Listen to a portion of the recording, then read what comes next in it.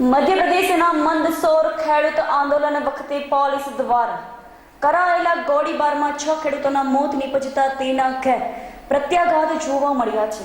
ગીર સોમનાથના વેરાવળ ખાતે કોંગ્રેસ દ્વારા પુતળા દહન કરીને વિરોધ પ્રદર્શિત કરવામાં આવ્યો હતો। જિલ્લા કોંગ્રેસ અગ્રણીઓ હીરાભાઈ, જયકર ચોટાઈ, જગુભાઈ વાડા, પ્રતાપ જાદવ સહિતના આગેવાનો હાજર રહ્યા હતા। આ બાબતે વિગતો હીરાભાઈ અને ઉષાબેન કુકાસિયાએ આપી હતી।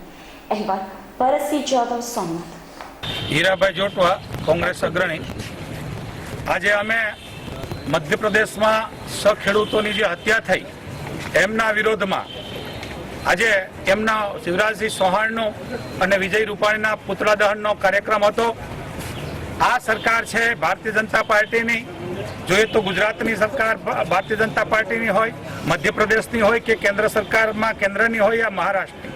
આપ સૌને હાલ ખબર છે કે આખા દેશમાં ખેડૂતો ભારે મુશ્કેલી અનુભવે છે, એના પૂરતા ભાવ મળતા નથી। એમને લીધે ખુદકુશી એટલે કે આપઘાતો કરે છે મહારાષ્ટ્રમાં। જ્યારે એમનો અવાજ ઉઠાવે, પોતાની જે જણસી છે, પોતાનું ઉત્પાદન, પોતાનો ભાવ માંગવા જાય ત્યારે ભાવને બદલે ગોળીઓ મળે એવી સરકાર આજ સુધી ક્યારેય જોઈ નથી। જ્યારે એના સામે કોંગ્રેસ સરકારે તો જો કોંગ્રેસની સરકાર આવે તો વીજળી અને દેવું માફ કરવાની વાત પહેલેથી જ કરી છે। હમણાં જ ઉત્તર પ્રદેશમાં સરકારે વાત કરી કે અમે દેવું માફ કરશું, એ પછી ત્યાં દેવું માફ નથી થયું, એમને બદલે કિસાનોનો ભોગ લેવાય છે। તો એમના માટે દેશવ્યાપી એક મુહિમ ચાલી છે, ઝુંબેશ ચાલ્યો છે કે આ ખેડૂતોની વિરોધી સરકાર છે, એમણે ખેડૂતોએ અને આમ જનતાએ જડબાતોડ જવાબ આપવો પડશે।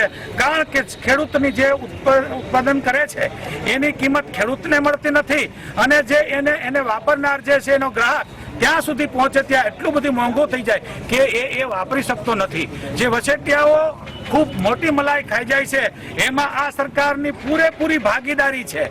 એટલે અમારો આક્ષેપ છે કે આ સરકારને વહેલી તકે બરખાસ્ત કરવી જોઈએ, રાજીનામું દેવું જોઈએ અને હવે વધારે સંખ્યામાં ખેડૂતોએ બહાર આવી અને અમે ઉગ્ર આંદોલન આપવાના છે એનું એલાન કરીએ છીએ। ઉષાબેન કુકાસિયા, ગીર સોમનાથ જિલ્લા મહિલા કોંગ્રેસ પ્રમુખ।